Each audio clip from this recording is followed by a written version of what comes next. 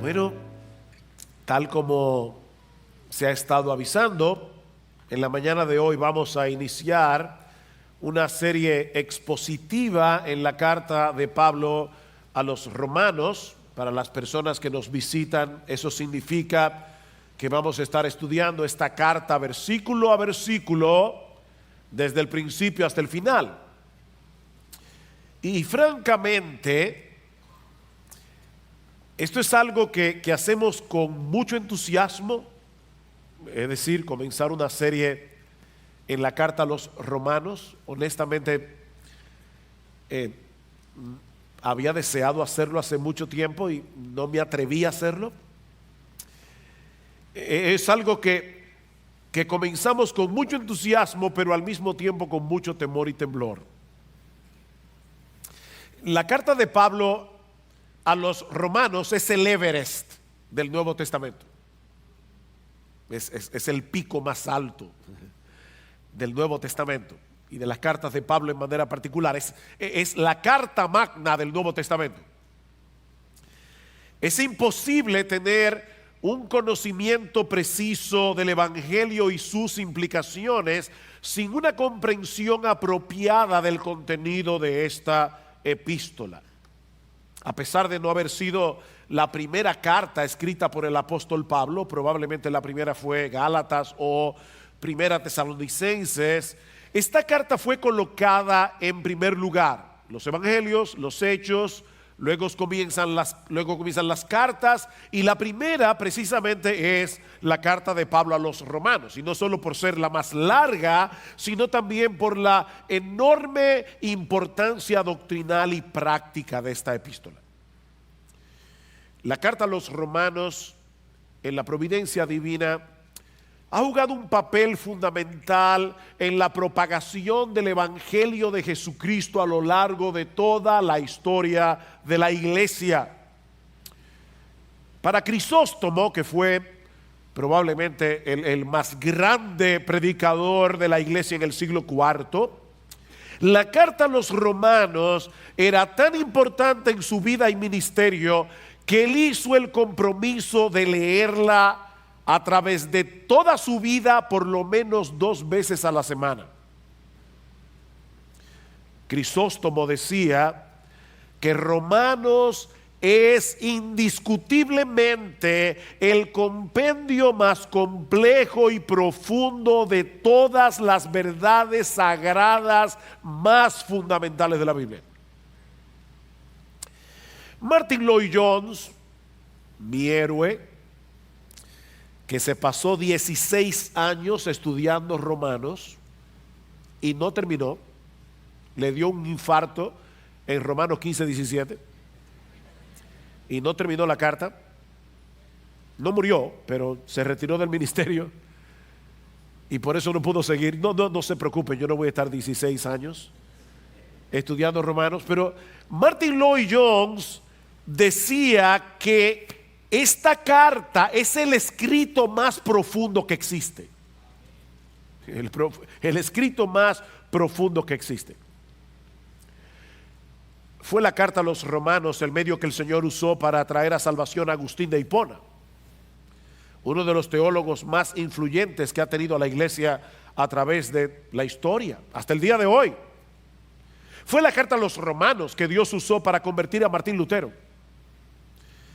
Su conversión al cristianismo se debió primariamente a su entendimiento de Romanos capítulo 1, versículos 16 y 17, porque en el Evangelio la justicia de Dios se revela por fe y para fe, como está escrito: el justo por la fe vivirá. De hecho, podemos decir sin lugar a dudas que la reforma protestante del siglo XVI no fue otra cosa que la consecuencia de un entendimiento más claro y profundo de la carta a los romanos.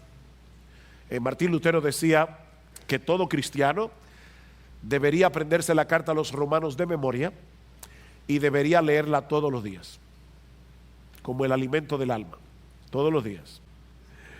William Tyndale, el que tradujo la Biblia al inglés a principios del siglo XVI durante el reinado de Enrique VIII, dijo una vez que ningún hombre puede leer esta carta demasiado a menudo o estudiarla demasiado bien.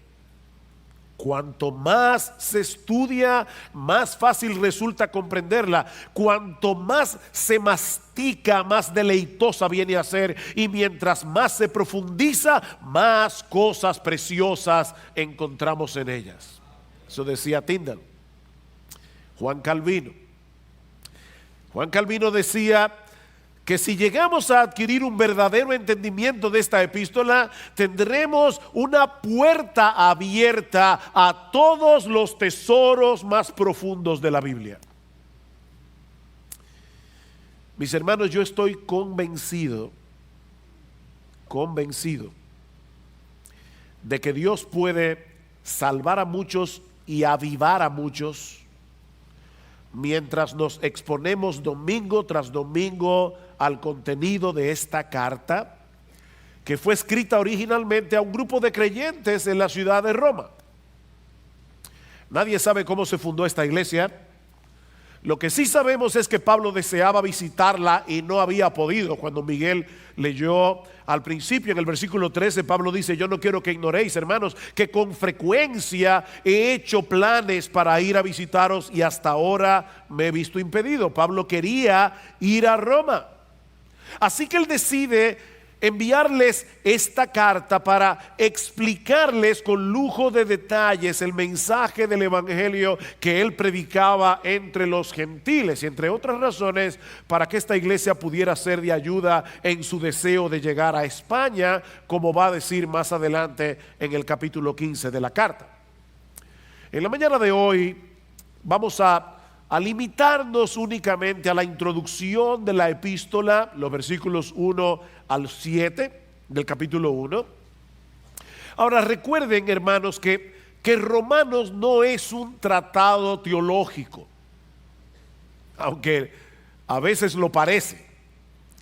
Pero en realidad Romanos es una carta que fue enviada a una iglesia compuesta por creyentes comunes y corrientes como tú y como yo.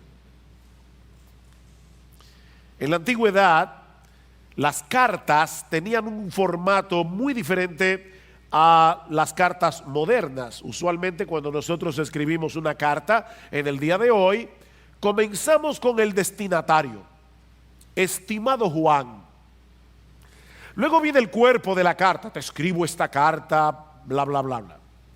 Y al final, el remitente: con afecto, José. Esas son las cartas de hoy: destinatario, cuerpo, remitente. En la antigüedad, las cartas tenían un formato muy diferente. Las cartas comenzaban con el remitente, José. Luego los destinatarios, a Juan. Un saludo, saludos, así. Y luego el cuerpo de la carta. Bueno, ese es el formato que Pablo usa en todas las cartas, casi en todas las cartas que él escribió, solo que él amplía cada uno de los elementos. No es simplemente José, a Juan, saludos. No, cada elemento Pablo lo amplía. Pero en ninguna otra carta del Nuevo Testamento el prefacio es tan largo como Romanos. ¿Quién escribió Romanos? Pablo. Pero él usa 5 versículos para explicar eso. Luego viene el remitente, el destinatario o los destinatarios, en este caso la iglesia de Roma, y usa casi 2 versículos para eso. Y luego viene el saludo. Y lo que vamos a ver en esta mañana, mis amados hermanos, es que, y esto es fabuloso, es que tanto el remitente como los destinatarios, como el saludo, todo viene dado en función del evangelio. Para Pablo no había nada más que el evangelio, y hasta para decir quién él es, para decir a quién escribe la carta, para saludar, él no puede hacerlo si no es en función del evangelio. Así que comencemos con el remitente de la carta y les advierto, es la parte más extensa de este sermón para que no se asusten. Vamos a estar un buen rato en el remitente de la carta, que encontramos en el versículo 1 de Romanos. Dice: Pablo, siervo de Cristo Jesús, llamado a ser apóstol, apartado para el evangelio de Dios. Muchos cristianos quisieran tener un testimonio impactante que contar acerca de su conversión. Y eso es equivocado. No tenemos que querer haber tenido una vida muy mala para que la gente se impresione. Yo antes era un ladrón, un drogadicto, un alcohólico, pero Cristo me salvó. Y wow. No tiene que ser tan espectacular. Bienaventurado el varón que no anduvo en consejo de malos. Ahora, si había alguien que tenía mucho que contar acerca de su conversión, era el apóstol Pablo. Este hombre había sido un fariseo que en su celo por el judaísmo había llegado a ser un perseguidor de la iglesia, hasta que tuvo un encuentro con el Cristo resucitado camino a Damasco, y todo cambió. Y Pablo compartió varias veces esta historia de conversión, así que es apropiado en ciertos contextos que nosotros digamos cómo fue que el Señor nos salvó. Pero al presentarse delante de esta iglesia que no lo conocía personalmente, Pablo pasa por alto totalmente su espectacular historia de conversión y se presenta a sí mismo como un esclavo de Jesucristo, llamado a ser apóstol, apartado para el evangelio de Dios. Esa es su tarjeta de presentación. El Señor Jesucristo había decidido tomar a este antiguo perseguidor de la iglesia no solo para hacerlo suyo, uno de sus esclavos, que es la traducción literal de la palabra siervo que aparece en el versículo 1. Pablo se veía a sí mismo como un esclavo de Jesucristo, sino también para ser uno de sus apóstoles. De hecho, más adelante Pablo va a decir en el versículo 5, por medio de quien hemos recibido la gracia y el apostolado. Los apóstoles de Cristo son hombres escogidos por Jesús, que habiendo sido testigos oculares de su resurrección, fueron comisionados por él para hablar en su nombre y poner el fundamento de la iglesia, dice Pablo en Efesios capítulo 2 versículo 20. Así que toda iglesia cristiana verdadera es apostólica. Nosotros somos apostólicos, somos evangélicos, católicos, apostólicos y evangélicos, no romanos. Es por eso, mis hermanos, que ya no hay apóstoles. No, yo sé que hay gente que se dicen que son apóstoles, pero hay gente que cree que son Napoleón. Yo estoy diciendo, oficialmente hablando, hoy día no hay apóstoles. Una persona que se llame apóstol, sencillamente, y tal vez lo hace con un buen corazón, pero está sinceramente equivocado. No hay apóstoles en el día de hoy, porque los apóstoles pusieron el fundamento de la iglesia. Yo no sé cuántos ingenieros y arquitectos hay aquí, pero todo el mundo sabe que el fundamento de una edificación se pone una sola vez y para siempre. ¿Ok? Pero aparte de eso, Cristo encargó a estos hombres que fueron testigos oculares de su resurrección para ser apóstoles, y Pablo dice claramente en 1 Corintios capítulo 15 versículo 8 que el último ser humano que vio a Cristo resucitado fue él, camino a Damasco. Por eso él podía ser apóstol. Cristo se le apareció a Pablo para que él fuera un apóstol. Hay que ver al Cristo resucitado. Ahora, eso quiere decir, mis hermanos, y por eso esto es tan importante, que cuando un apóstol habla, lo hace como portavoz de Jesucristo, es decir, como si fuera Jesucristo mismo el que hablara. Así que al leer esta carta de Pablo a los romanos, debemos recordar que este no es un documento privado escrito por un creyente del primer siglo que estaba preocupado por una iglesia en la ciudad de Roma. No, Pablo escribe esta carta con la autoridad de un apóstol. De manera que en última instancia, la revelación del Evangelio que encontramos en esta carta no se origina en Pablo, se origina en Jesús. Algunas personas hablan de el Evangelio de Pablo. No, este no es el Evangelio de Pablo. Este es el Evangelio de Jesús. De manera que rechazar el Evangelio que se revela, se define, se describe en la carta a los romanos no es rechazar a Pablo, es rechazar a Jesucristo. Ahora, cuando nosotros mencionamos la palabra evangelio, no debemos suponer que todo el mundo entiende la misma cosa. Así que ahora Pablo todavía está en el remitente, él está tratando de decir a la iglesia de Roma quién él es. Pero ahora Pablo va a pasar a definir con más detalle cuál era ese mensaje que el Señor Jesucristo le había comisionado predicar entre los gentiles. Porque ese mensaje del Evangelio define la identidad de Pablo como apóstol de Jesucristo. Y hay básicamente 5 cosas que Pablo menciona en este prefacio acerca del Evangelio, comenzando con el origen del Evangelio. Noten una vez más el versículo 1. Pablo, siervo de Cristo Jesús, llamado a ser apóstol, apartado para el Evangelio de Dios. De Dios. Esta frase no significa primariamente el evangelio que trata acerca de Dios, sino más bien el evangelio que tiene su origen en Dios. Ningún hombre tiene derecho a decidir cuál es la manera en que nos vamos a reconciliar con Dios. Recuerden que en esta ecuación Dios es el ofendido y Dios es Dios. Así que tenía que ser Dios el que estableciera el protocolo a través del cual nosotros podemos reconciliarnos con Él y acercarnos a Él.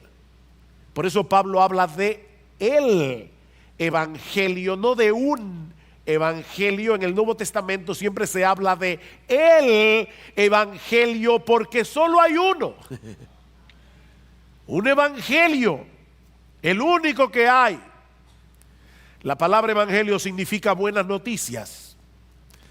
Bueno, mis hermanos, amigos que nos visitan, de todas las buenas noticias que tú pudieras recibir a lo largo de tu vida, no hay una buena noticia que sea más buena noticia que la buena noticia del evangelio. De hecho, sin esta buena noticia, ninguna noticia es buena. La buena noticia del evangelio es lo que hace bueno cualquier otra cosa. Esta es la buena noticia del evangelio, que hay salvación eterna para el pecador solo por gracia, solo por Cristo, solo por medio de la fe. Y de hecho a ningún ser humano se le hubiera ocurrido diseñar un plan de salvación como el que encontramos en la Biblia y particularmente en la carta a los romanos. ¿Saben por qué? Porque en el evangelio de Dios, el que se origina en Dios, solo Dios se lleva toda la gloria, y eso es ofensivo para los seres humanos. Decía Agustín de Hipona: al hombre le resulta ofensivo que Dios sea Dios. Y en el evangelio que se revela en el Nuevo Testamento y de manera particular en la carta de Pablo a los romanos, no hay un solo motivo para que el hombre sea exaltado. El único que merece la gloria es Dios. Este es el evangelio de Dios. El método de salvación fue diseñado por Dios y fue llevado a cabo por Dios de principio a fin por medio de la persona y la obra de su Hijo, para que Él solo sea glorificado en la salvación de los pecadores. Es por eso que más adelante, cuando Pablo llega al capítulo 11 de Romanos, que es cuando Pablo termina de exponer con todo detalle de qué se trata el evangelio, Pablo prorrumpe en unas palabras de doxología, en unas palabras de alabanza alabanzas a Dios. Oh profundidad de las riquezas de la sabiduría y del conocimiento de Dios. Cuán insondables son sus juicios e inescrutables sus caminos. Porque ¿quién entendió la mente del Señor? ¿A quién se le hubiera ocurrido un plan de salvación a través del cual el Dios ofendido es el que paga la deuda del pecado del hombre? ¿A quién se le hubiera ocurrido eso? Para que Él sea el justo y el que justifica al que es de la fe de Jesús. Dice Pablo, oh profundidad, ¿quién ha conocido la mente del Señor? ¿O quién llegó a ser su consejero? ¿O quién le ha dado a Él primero para que se le tenga que recompensar? Porque de Él y por Él y para Él son todas las cosas. A Él sea la gloria por los siglos. El evangelio se origina en Dios. Pero vemos también aquí en este prefacio, y todavía estamos en el remitente, recuerden, la continuidad del evangelio. Versículo 2. Que Él es Dios, que Él ya había prometido por medio de sus profetas en las Santas Escrituras. El evangelio que Pablo predicaba, el evangelio que encontramos en todo el Nuevo Testamento, es el mismo evangelio que comenzó a ser revelado en el huerto del Edén. No hay otro evangelio. Tan pronto Adán y Eva se rebelaron contra Dios, Él prometió enviarles un Salvador que habría de rescatarlos del pecado y de todas las consecuencias del pecado. Esa es la promesa que se va desarrollando a través de todo el Antiguo Testamento. Y todos los creyentes del Antiguo Pacto se salvaron porque pusieron su confianza en esa promesa. Se salvaron a crédito, porque Cristo no había llegado, pero ellos estaban esperando a ese Salvador. Tú vas a una tienda con tu tarjeta de crédito y pasas la tarjeta, tú no has pagado todavía un centavo, te llevas el televisor, disfrutas el televisor por un mes, hasta que llega la tarjeta y tienes que pagar. Bueno, todos los santos del Antiguo Testamento, no quiero ser irreverente, pero se salvaron porque Dios fue pasando la tarjeta por cada uno de ellos y el deudor era Jesucristo. Así que todo el mundo que se ha salvado desde Adán hasta el último que se salve, se va a salvar únicamente por gracia, únicamente por Cristo y únicamente por medio de la fe. Es el mismo evangelio. Los 39 libros del Antiguo Testamento son 39 postes que Dios colocó en el camino de los israelitas fieles para que supieran que debían esperar por fe en ese Mesías que habría de venir. Todos los corderos que fueron sacrificados en el Antiguo Testamento según el sistema sacrificial de la ley mosaica, todos apuntaban hacia Cristo. Todas las profecías, las grandes profecías del Antiguo Testamento apuntaban hacia el Mesías.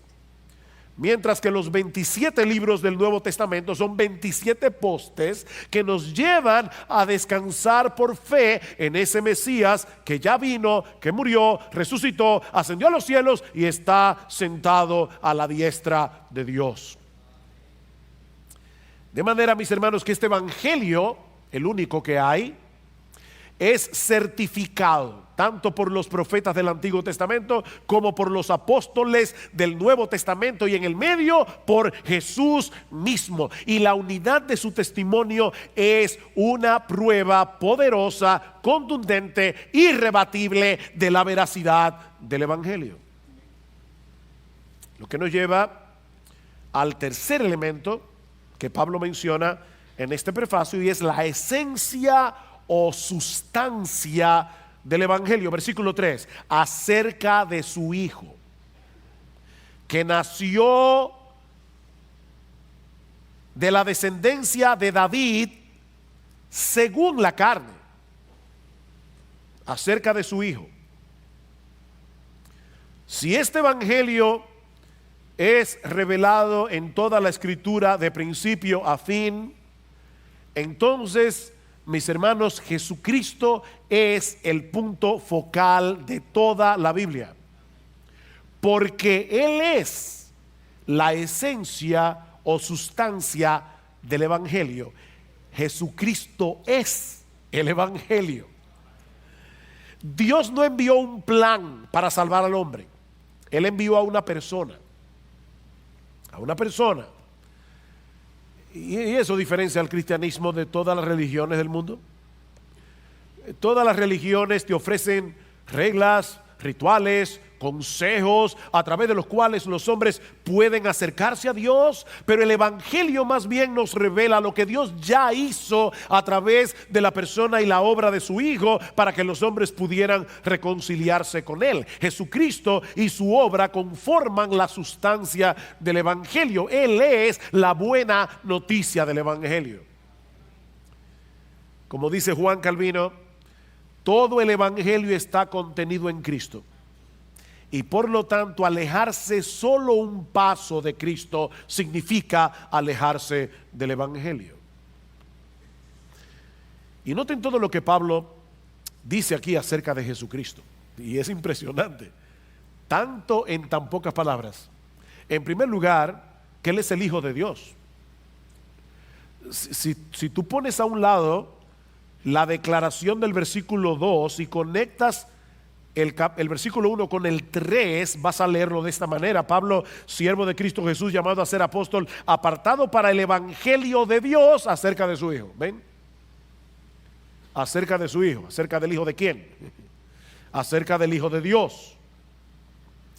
El Evangelio es lo que Dios llevó a cabo a través de su Hijo, es decir, la segunda persona de la Trinidad, que en un punto de la historia asumió voluntariamente una naturaleza humana al nacer según la carne de la descendencia de David, del linaje de David. Según su naturaleza humana, esa es la idea de según la carne. Según su naturaleza humana, Jesucristo pertenecía al linaje del rey David. Y por lo tanto, Él es el Mesías que fue anunciado por los profetas del Antiguo Testamento, que habría de ser entronado para reinar en el reino de Dios como Rey de reyes y Señor de señores por toda la eternidad. De manera que Jesucristo es verdaderamente Dios, Él es el Hijo de Dios, y es verdaderamente hombre, Él es el Hijo de David. Y consecuente, Él es el único ser capacitado para mediar entre Dios y los hombres. Hay un solo mediador, un solo mediador. No, María no es mediadora, no tenemos nada contra María, es la madre del Salvador, pero ella no puede mediar entre Dios y los hombres. Ningún santo puede mediar entre Dios y los hombres, solamente Jesucristo. 1 Timoteo capítulo 2 versículo 5: hay un solo Dios y hay un solo mediador entre Dios y los hombres, Jesucristo hombre. Porque para ser un mediador entre Dios y los hombres hay que ser Dios y hay que ser hombre.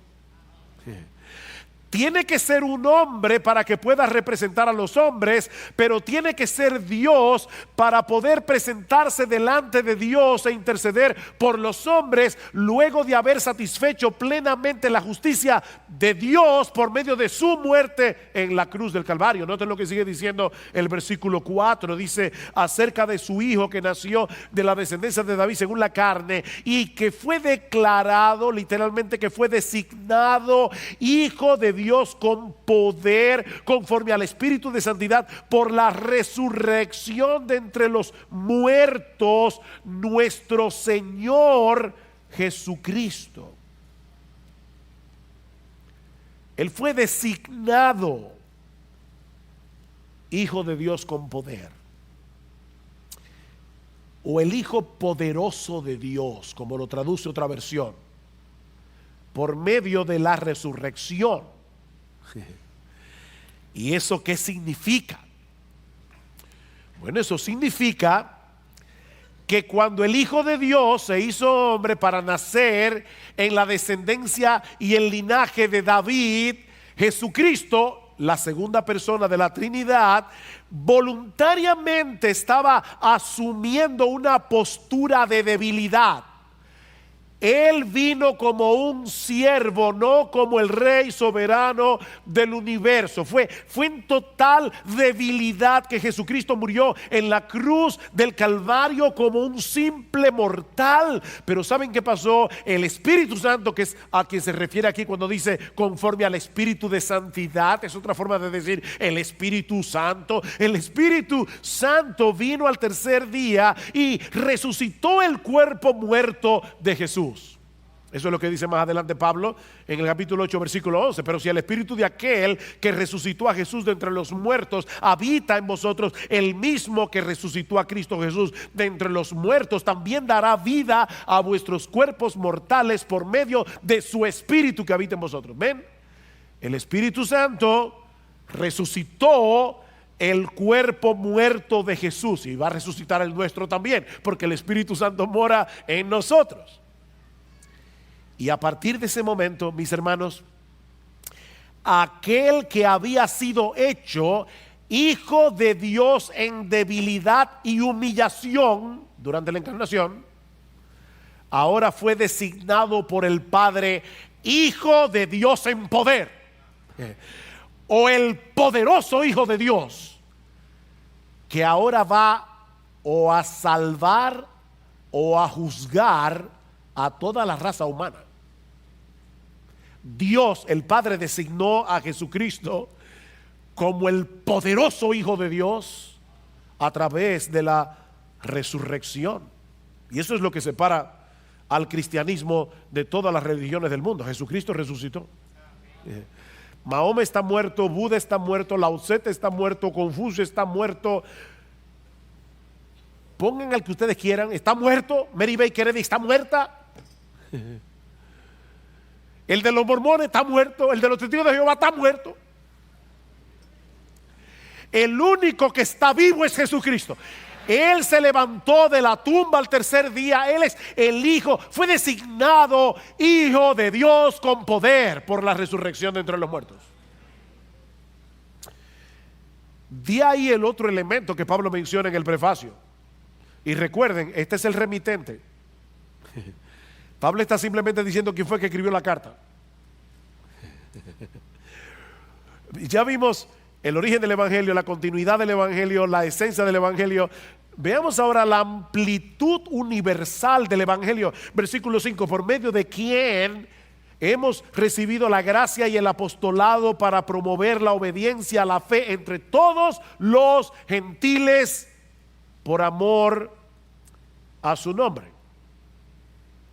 Entre todos los gentiles o entre todas las naciones.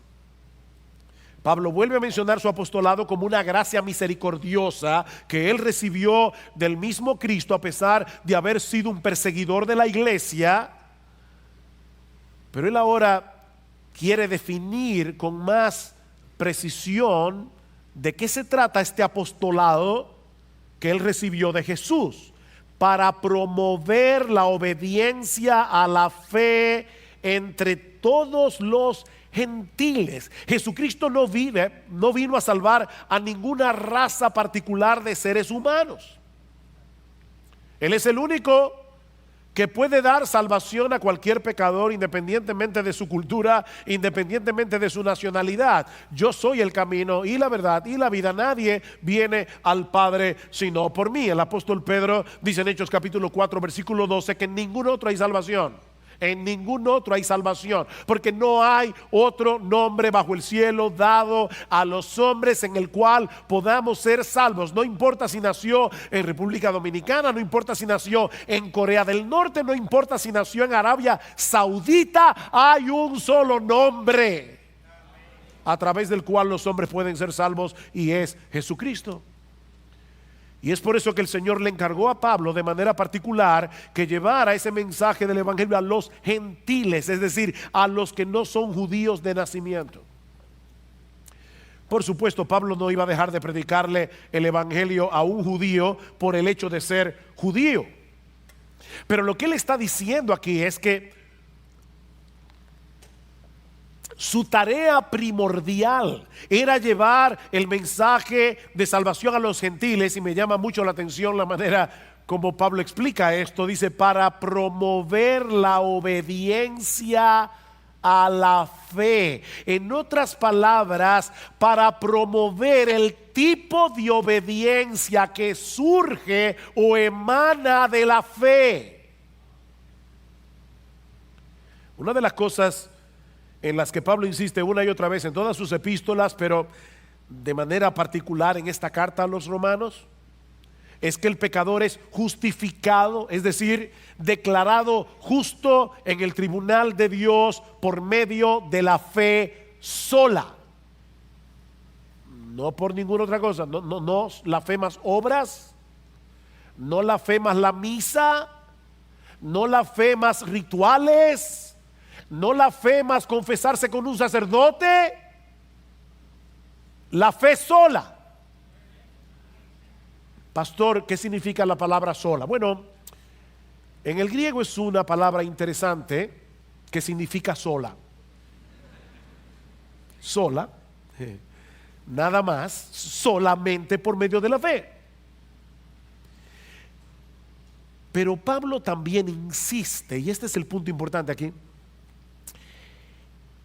él insiste en el hecho de que la fe en Jesucristo, mi amigo, escúchame bien, si tú estás aquí de visita hoy en la mañana, Pablo y todo el Nuevo Testamento insiste en el hecho de que la fe en Jesucristo necesariamente implica un sometimiento voluntario al señorío de Jesús. Por eso tanto en el versículo 5 como en el 4 como en el versículo 7, Pablo se refiere a Jesús en esta carta como Señor. Él es Señor. Y de hecho por eso es que Pablo se presenta a sí mismo como un esclavo, porque Él es el Señor. Y eso no es exclusivo de Pablo. No es que Pablo era esclavo de Jesús y nosotros los otros cristianos no. No, hermanos, esa es la condición de todo aquel que ha creído de verdad en Jesucristo, porque Él es el Señor. Mira, mi amigo, déjame decirte algo muy importante. A final de cuentas, todos aquí somos esclavos de alguien. Aquí no hay nadie que no sea un esclavo. Pero somos esclavos de diferentes amos. O somos esclavos del pecado, o somos esclavos de Jesús. No hay una tercera opción. Escucha lo que dice Pablo en Romanos capítulo 6. ¿No sabéis que cuando os presentáis a alguno como esclavos para obedecerle, sois esclavos de aquel a quien obedecéis, ya sea del pecado para muerte o de la obediencia para justicia? Tú eres esclavo del amo al que tú obedeces. Si eres esclavo del pecado, vas a obedecer al pecado. Si eres esclavo de Cristo, vas a obedecer a Cristo, no perfectamente, pero sí sinceramente. Y a la luz de esa realidad, yo te pregunto, ¿quién es tu amo? Y esta pregunta es para todos, aún para aquellos que son miembros de IBCJ. ¿Quién es tu amo? Porque somos esclavos de alguien. Tú puedes decir con toda certeza que Jesucristo es tu Señor, que en tu vida es su voluntad la que importa, no la tuya. De manera que si hay un conflicto entre tu voluntad, lo que tú quieres hacer, y la clara voluntad de Jesús revelada en su palabra, hay una lucha. Sí, hay una lucha porque el pecado todavía mora en ti, pero tú quieres obedecer a Jesús y tú quieres pecar. Ahí está el problema. Pero hay una tensión, hay una lucha. ¿Tú percibes esa lucha? Recuerda, no hay alternativa. O eres esclavo del pecado o eres esclavo de Jesucristo. Una esclavitud opresiva es destructora. La otra, sorprendentemente, es liberadora. Es una esclavitud liberadora. Es una esclavitud que nos liberta. Conoceréis la verdad y la verdad os hará libres, y la verdad es Jesucristo. Todo aquel a quien el Hijo libertare será verdaderamente libre. Tener a Jesús como Señor es una enorme bendición. Déjame hacer un ejercicio contigo que escuché recientemente.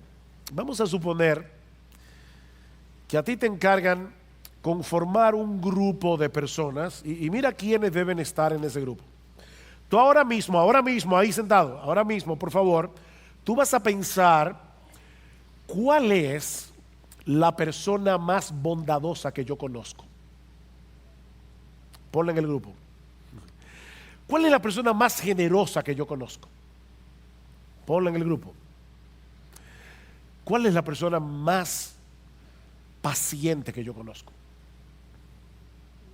Ponla allí en el grupo. ¿Cuál es la persona más inteligente y más sabia que tú conoces? ¿Cuál es la persona más tierna y firme que tú conoces? Esa va en el grupo.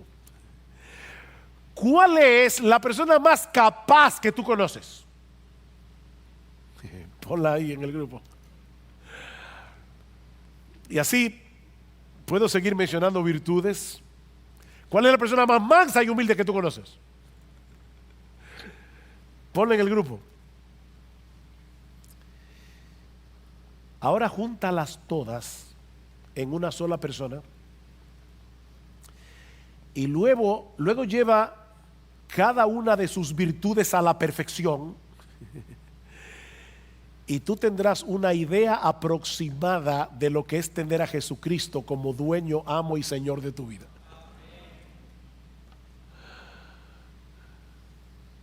Él es indescriptible. Mira, déjame decirte algo. A ti que eres esclavo del pecado, tú crees que tú eres libre, pero tú eres un esclavo. Lo que pasa es que el pecado opera a través de tus propios deseos y te engaña, y él te hace creer. Eres tú el que toma la decisión, pero porque eres un esclavo. Tú eres un esclavo, tú eres un esclavo. Por eso estás atado a vicios que no puedes dejar. ¿Cuántas veces tú has dicho, no fumo más? No es verdad, eres un esclavo. Tú eres un esclavo de buscar tu propia gloria. Tú eres un esclavo de buscar el control de todas las. Tú quisieras ser todopoderoso. Tú quisieras ser Superman. Porque tú eres un esclavo.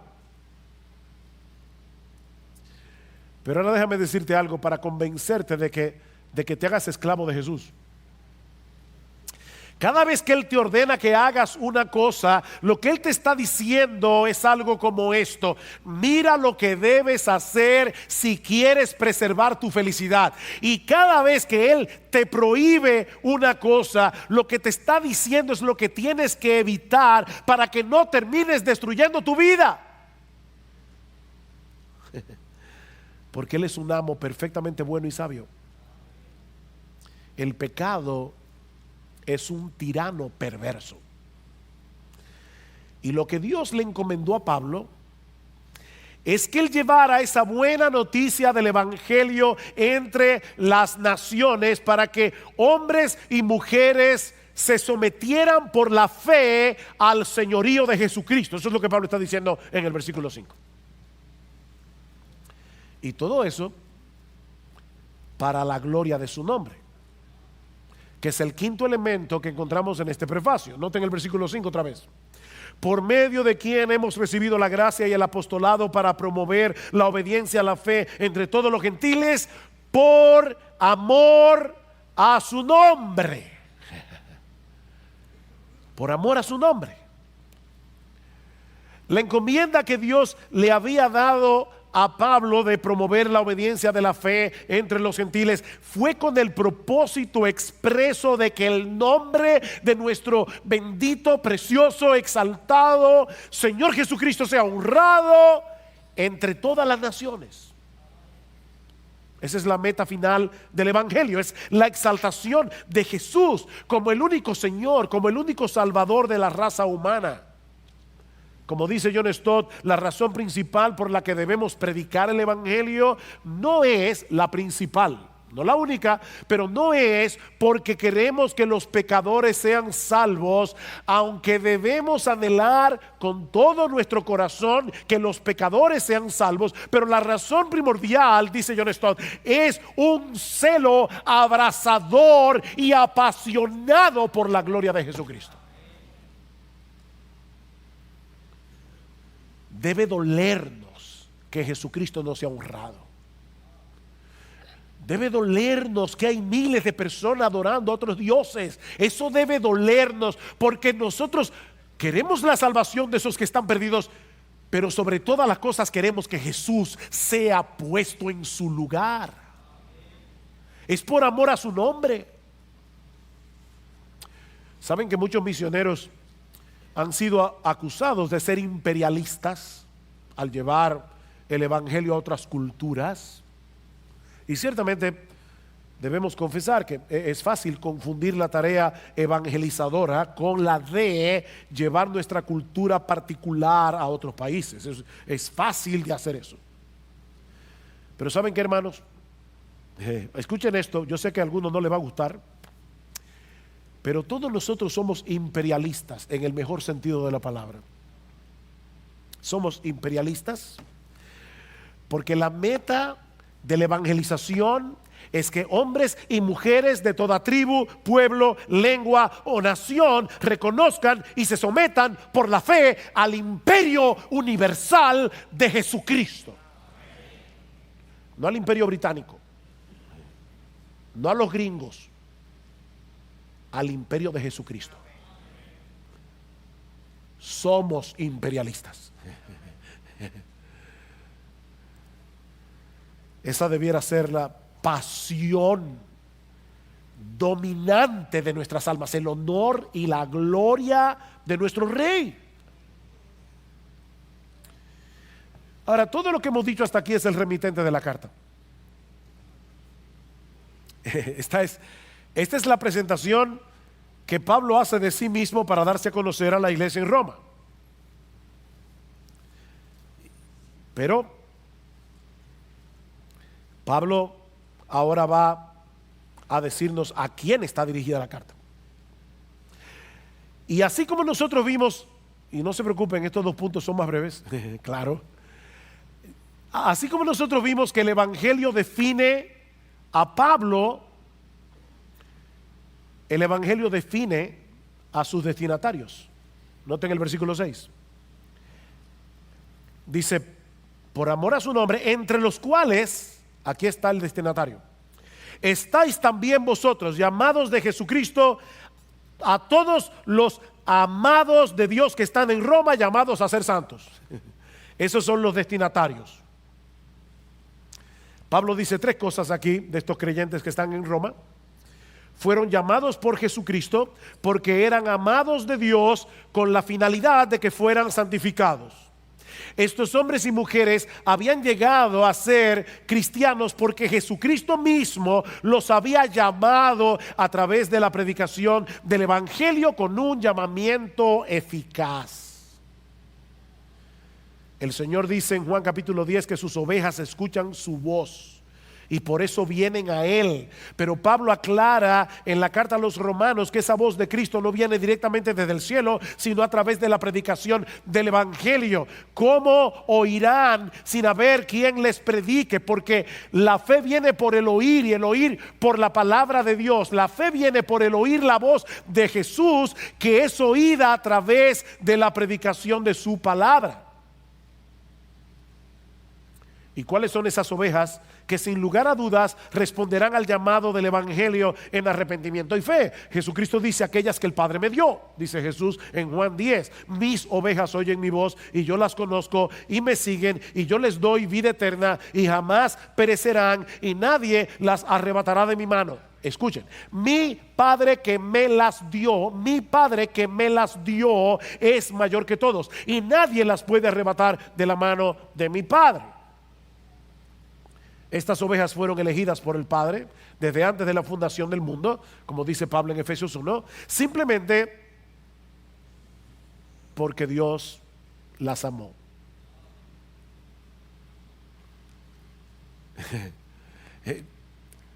Wow, yo no sé ustedes, pero de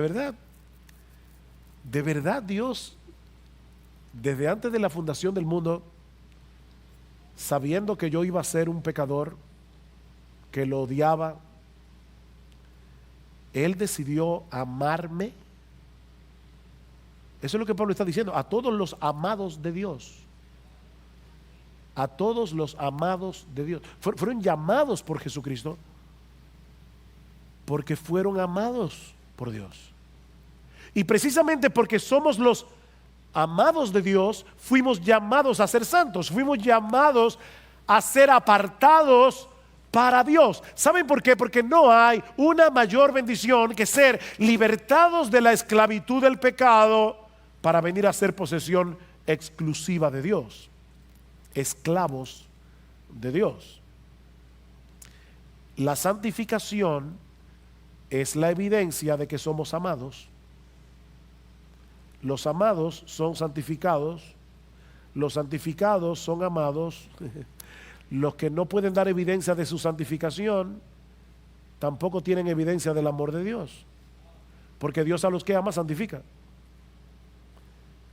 Y mis hermanos, esa es nuestra identidad. ¿Se dan cuenta? Una identidad que es definida en función del evangelio otra vez. Lo que te define nuestro estatus social, rico, pobre, clase media. Lo que te define nuestra educación, analfabeto, profesional, ingeniero. Lo que te define no es tu estado civil, casado, soltero. Lo que te define, si tú eres un creyente, es Jesucristo. Por encima de cualquier cosa tú eres cristiano. Esa es tu identidad. Jesucristo te llamó eficazmente a ser santo porque Dios el Padre te amó y te escogió desde antes de la fundación del mundo para que fueras exclusivamente suyo y nadie te puede quitar eso. Lo que nos lleva al saludo. Un saludo que otra vez Pablo expresa en términos del evangelio, versículo 7 en la mitad. El saludo: gracia a vosotros y paz de parte de Dios nuestro Padre y del Señor Jesucristo. El evangelio otra vez.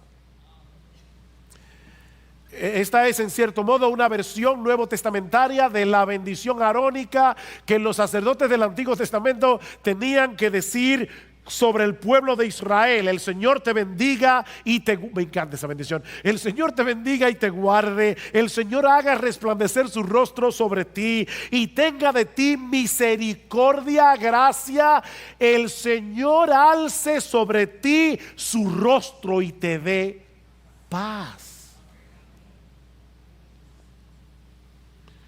La gracia resume todas las bendiciones que los creyentes recibimos de la mano de Dios sin merecerlas, mientras que la paz es el resultado que produce el hecho de ser los receptores de esa gracia. Ahora tenemos paz con Dios por medio de Jesucristo, como dice Pablo en Romanos capítulo 5 versículo 1. Tenemos paz los unos con los otros porque somos parte del mismo cuerpo y fuimos todos reconciliados con el mismo Dios. Y por si todo eso fuera poco, ahora también podemos experimentar la paz de Dios que sobrepasa todo entendimiento, no importa las circunstancias en las que nosotros estemos.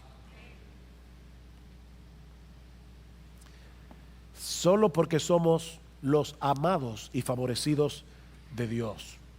únicamente por causa de Jesucristo, únicamente por causa de su obra en la cruz del Calvario. Hermanos, así introduce Pablo este monumental tratado del Evangelio, dirigido a un grupo de creyentes, como decíamos al principio, hombres y mujeres ordinarios, como tú y como yo. Esta carta no fue dirigida a un grupo de teólogos que se estaban preparando en un seminario para ser pastores. No, hermanos, lo que Pablo nos revela en esta carta por inspiración del Espíritu Santo es lo que Jesucristo, tu Señor, tu Salvador, quiere que tú sepas acerca del Evangelio.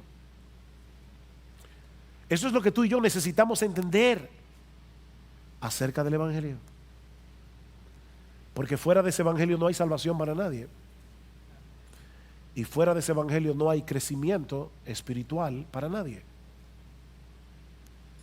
Este es el Evangelio que salva y santifica. Es mi oración al empezar esta serie, que el Señor ilumine los ojos de nuestro entendimiento en la medida en que nos exponemos cada semana al contenido de esta carta. Que muchos sean salvados por el poder de su palabra predicada, y que entre los creyentes de esta iglesia de verdad Él obre un avivamiento. Un avivamiento. Un avivamiento de piedad, un avivamiento de santidad, un avivamiento de gozo, un avivamiento de obediencia, un avivamiento de gratitud. Mientras crecemos en nuestro entendimiento de nuestra identidad en Cristo y en el Evangelio que define esa identidad. Mientras contemplamos con asombro todo lo que Dios nos ha dado solo por gracia, solo por Cristo, solo por medio de la fe, para que solo Él reciba toda la alabanza, la honra y el honor, porque de Él y por Él y para Él son todas las cosas. A Él sea la gloria por siempre. Amén.